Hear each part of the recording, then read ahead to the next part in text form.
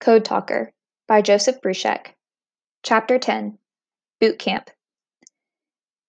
The next day was a Monday, but I did not go to school.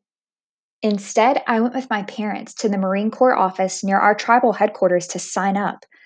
My mother and father waited outside for me while I went in. First Sergeant Frank Shin, the very same Marine recruiter I had seen in his office the year before, looked me up and down. I knew he was studying me carefully because I was so small, wondering if I was really old enough. Of course, by then, he had seen enough Navajo men to know that it is difficult for white men to tell our age by looking at us. Are you at least 17 years old? He asked me in a slow voice. I answered him quickly in English. I am old enough to join the Marines, sir. I looked back over my shoulder, pointing with my lips out the door. My parents are waiting outside. They will tell you I am old enough now. I did not lie to him. I thought that 16 was plenty old enough. So I was allowed to take the oath and become a Marine. In March of 1943, I joined over 60 other Navajo Indians who took the bus from Fort Defiance to Fort Wingate to be sworn in. I'm sure that some of those men on the bus had the same thoughts that I had as I made that journey. You see, grandchildren, Fort Defiance is the place where our Navajo people were herded together in 1863 to start them on the long walk. Their first stop along that hard and painful way was Fort Wingate. Now, 80 years later, Navajos were making that same trip again. This time, though, it was not to go into exile. This time, we were going to fight as warriors for the same United States that had treated our ancestors so cruelly. From what I know now, having talked over the years to many other jarheads, as we Marines call ourselves, my experiences at boot camp were a lot like those of every man who entered the Marines. I was allowed to unpack and relax after we arrived. The other Navajo men and I spent much of the first afternoon and night talking with each other, introducing ourselves, sharing our clans, and figuring out how we were related. We were all excited about being there, but also unsure of what would happen next. Some were upset because they had seen the high fences all around us. All those locked gates and guards and barbed wires made them feel as if they had been taken to prison rather than a training camp.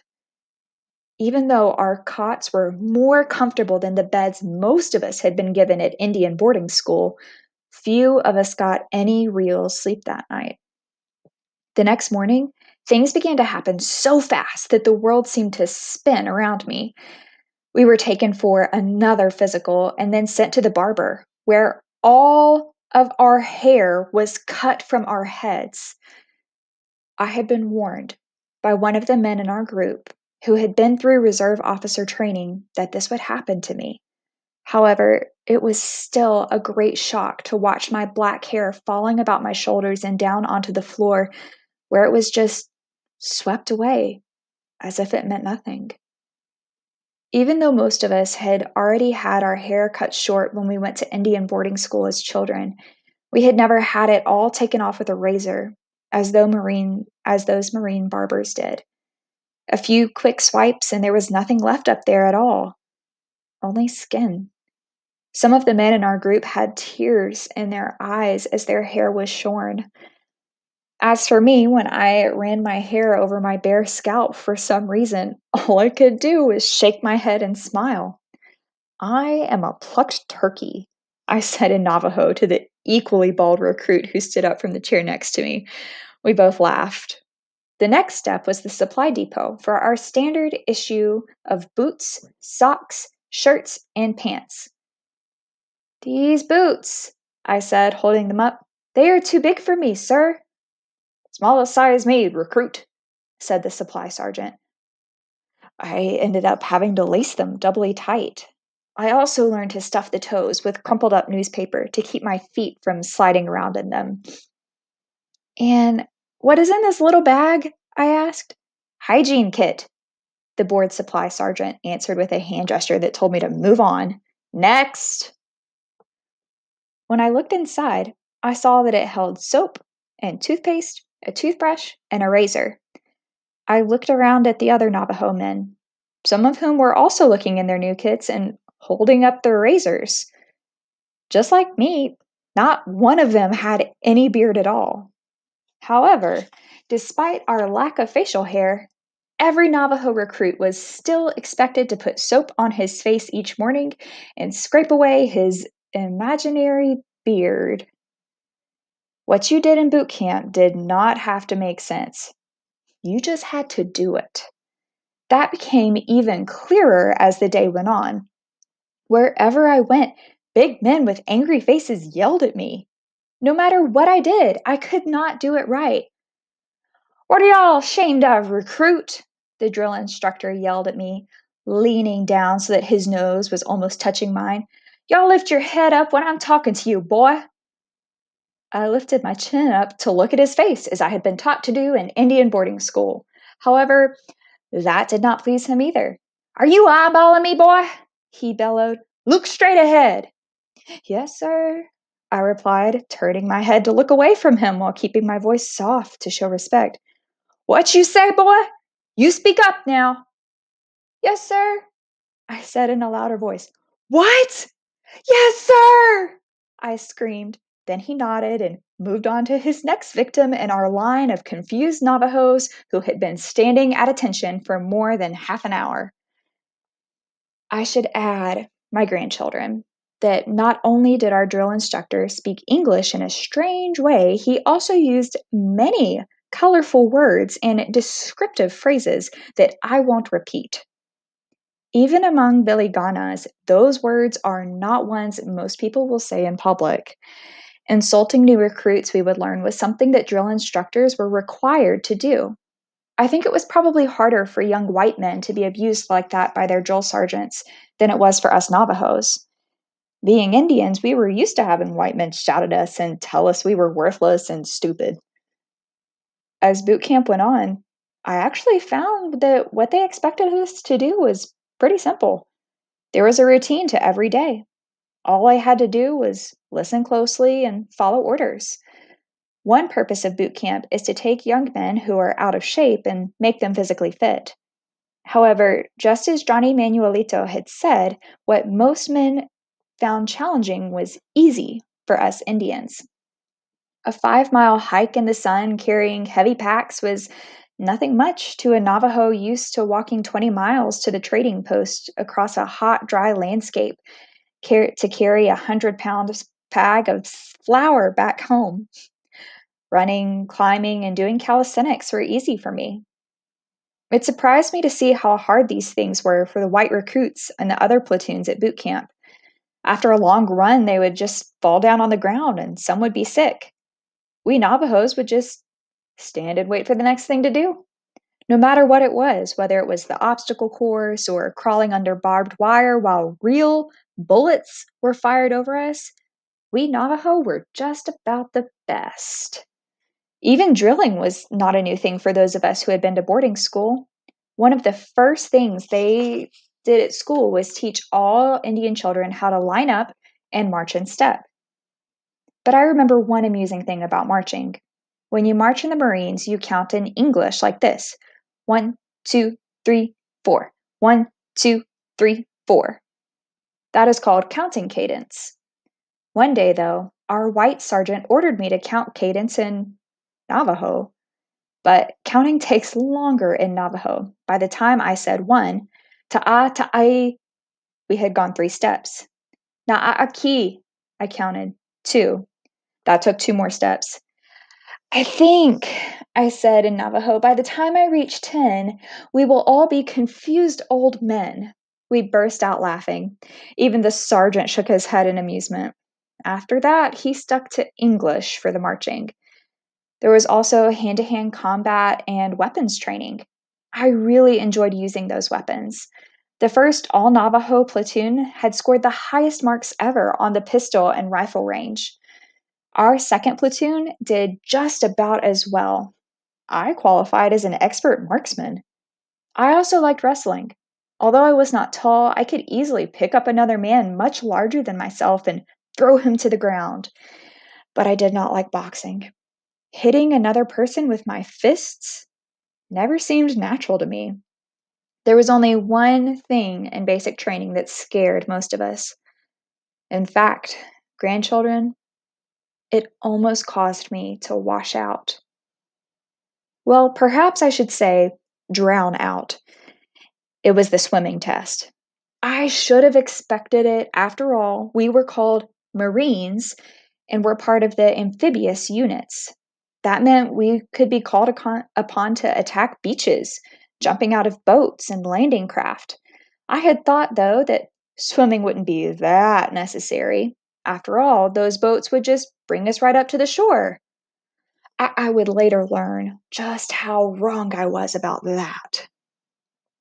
How many of you sheep herders know how to swim? Our drill instructor growled. Step forward if you do. Howard Billiman started to step forward, then hesitated and stood where he was. Our drill instructor shook his head and looked disgusted. So what do you weak sisters expect to do if your boat sinks or you have to get across a blankety-blank river once you're out in combat? You think you're going to walk on the blankety-blank water? No, sir, we all shouted back. No, sir, indeed, the drill instructor said with a sinister smile on his face. Follow me on the double. He took us to a big swimming pool and lined us up. One by one, we were blindfolded. Then, without even a word of instruction, we were pushed into the deep end of the pool. Most of us came struggling back up to the surface, coughing and choking and clawing at the water. Sink or swim, jarhead! Our drill instructor yelled at us.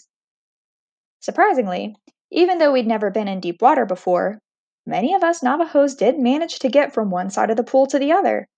Swimming, it seemed, was something that most people just do naturally when they have to. Those who floundered or panicked were pulled out, had the water pumped from them, and then were pushed right back in. Real swimming instructions, teaching us how to swim the right way, only began after we succeeded in getting across that pool on our own. Then it was my turn. Howard Billiman, who had been just ahead of me in line, had actually managed to get from one side of the pool to the other, moving his hands the way a dog paddles with its paws. I can do that, I thought to myself. But when they grabbed me, all thoughts went out of my head. I was so small that the drill instructor didn't push me in. He lifted me up and tossed me like a rock. And that was how I swam, too. Just like a rock. I sank right down to the bottom and did not come back up. I stayed there, standing on my feet with my arms held out. I just could not move. Everyone else said that they had never seen anything like it before. I wasn't struggling, just standing there, holding my breath. The drill instructor and the swimming instructor had to jump in and fish me out. Listen, Bigay, they told me, we're not asking you to live down there in that pool. We want you to get out of it. Understand? Yes, sir, I said. This time when they threw me in, it was without the blindfold. Just as before, I sank straight to the bottom. But without the blindfold on, it was different. Although things looked blurred and made my eyes feel strange, I could actually see underwater. Step by step, I walked across the bottom of the pool until I reached the shallow water and could climb out. I looked over at the swimming instructor. He had his hands in his face. I wasn't sure if he was laughing or crying. Eventually, I discovered that if I took a deeper breath, I could float up in the water. I did learn to swim, but I was the last man in our platoon to do so. One funny thing that I learned later from talking with other non-Indian Marines was that many white men found it hard to get used to the food served at boot camp. Man, that was the worst slop I ever ate, my friend Smitty said to me in the South Pacific while we were sharing our memories of boot. I did not know what to say back to him.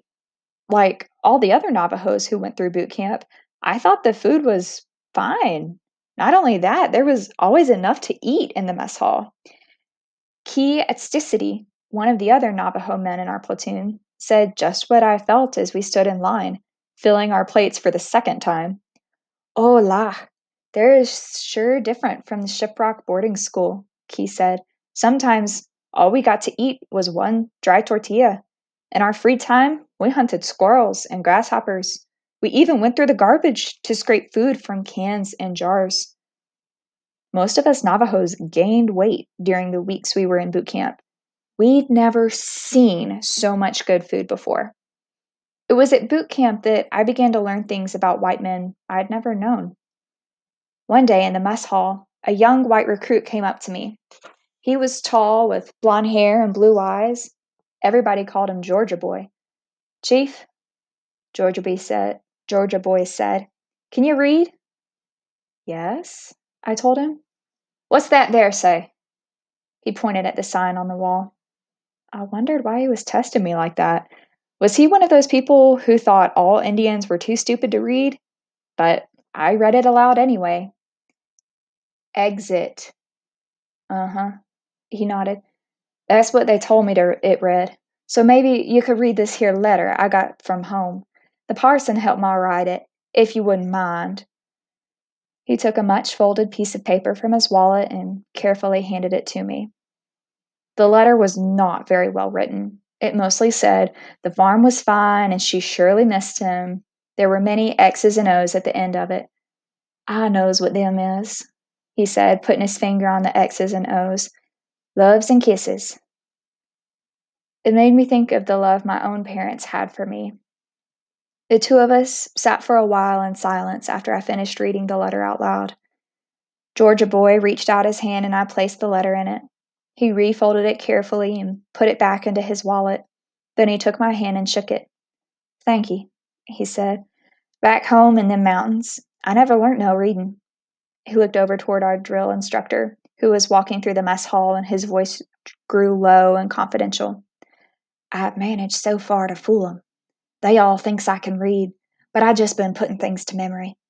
I'm afraid that if they find out, they'll just kick me right out. If you want, I said, I can teach you. The smile that came over his face was so broad that I knew I'd made a friend. All through Indian school, we had been taught that white men knew everything. That day, for the first time, I realized several things. The first was that Billy Ganas are not born knowing everything.